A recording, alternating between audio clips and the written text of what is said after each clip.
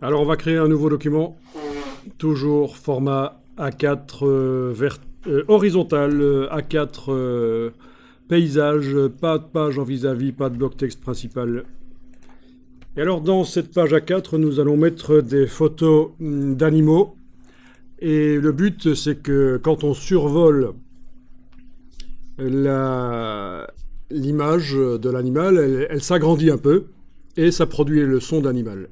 Voilà, ça peut être intéressant pour faire des choses interactives pour les enfants. Ça peut être bien. Donc, il nous faut trouver 3 photos d'animal. On va faire ça avec 3 photos, hein. Donc, vous allez chercher sur Google. Si vous n'avez pas d'idée, moi, je vais prendre un loup, une brebis et une vache.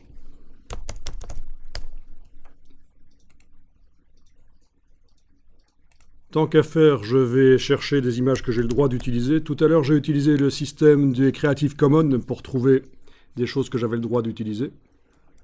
Mais je peux aussi, au lieu d'aller dans les outils et commencer à filtrer les droits d'usage, je peux simplement indiquer entre guillemets « public domaine ».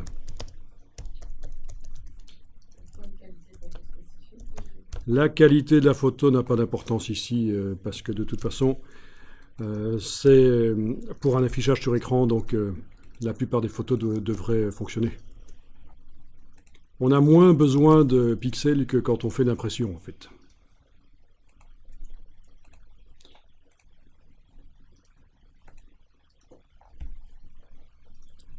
Ok.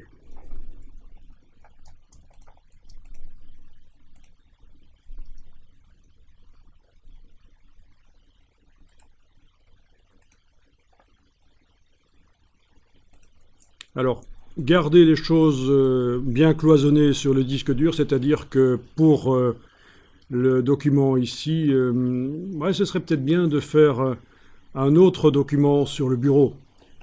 Vous avez fait un dossier PDF interactif jour 1, oui, faites-en un autre, oui. Oui, on va pas mettre... il faut essayer de garder les choses claires quand même.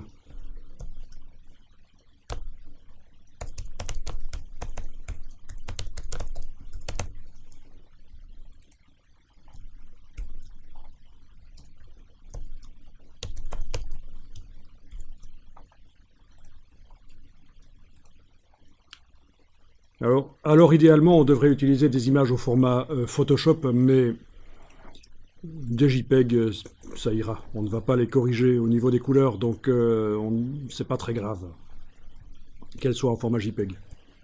Mais idéalement, il faut des images Photoshop dans InDesign. Comme ça, on les modifie dans Photoshop facilement.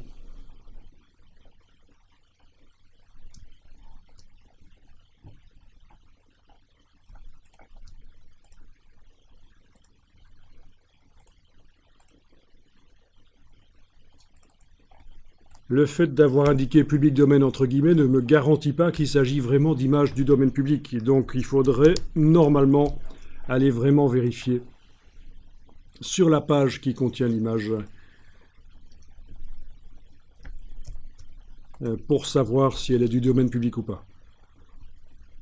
Vraiment se renseigner. Mais bon, juste pour vous dire que, attention, ça ne marche pas à chaque fois. Le fait d'indiquer public domaine, entre guillemets, à côté du nom de ce que vous recherchez, ne vous garantit pas qu'il s'agit réellement d'images du domaine public.